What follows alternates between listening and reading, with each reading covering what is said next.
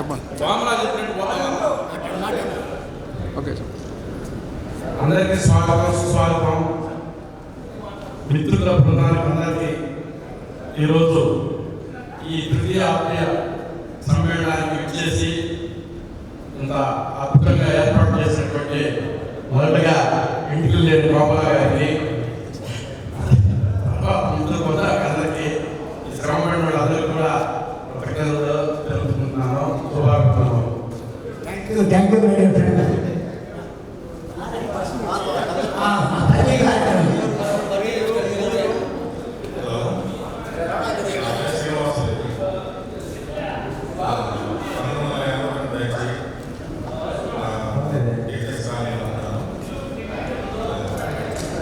Okay my dear friend, thank you. Srinivas మాట్లాడతారు.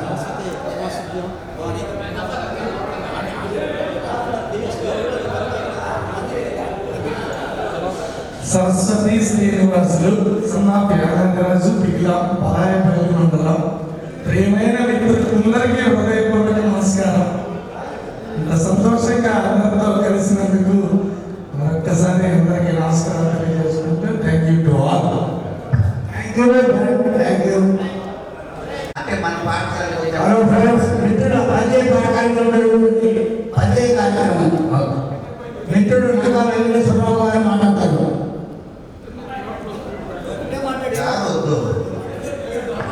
అదే school అనుకోండి, నేను ఇక్కడ రొక్క పోసేవాడురా, నాకు రామేంద్ర వచ్చి కొట్టేవాడురా, రే నాకు ఏ విషయాన్ని కొట్టేవాడు నేను నన్ను అని ఇవన్నీ చెప్పుకోవాలంటే ఎక్కడికి పోవాలి? మన స్కూల్కి పోతే మనకు తెలుస్తుంది. నందకపోయి ఉండి ఇలా గూట్లే అనేవాడు, మా నాన్న పాడుకునేవాడు గొప్ప అలాంటి పాట కూడా.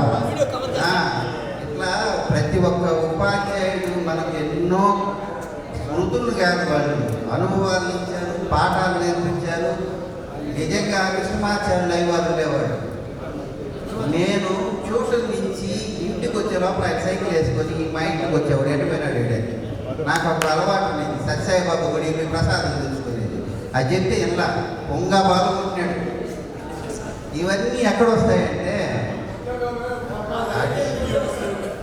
అక్కడికి పోతే ఇప్పుడు మనకు కృష్ణమూర్తి అయ్యవారు ఉన్నారు, గమారయ్య.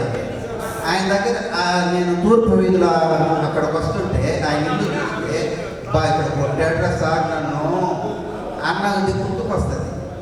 అట్లా మన స్కూల్కి పోతే మనం అందరం కలిసిన జ్ఞాపకాలు, మనం చేసిన చేష్టలు, మనం కొన్ని అక్కడ ఎంత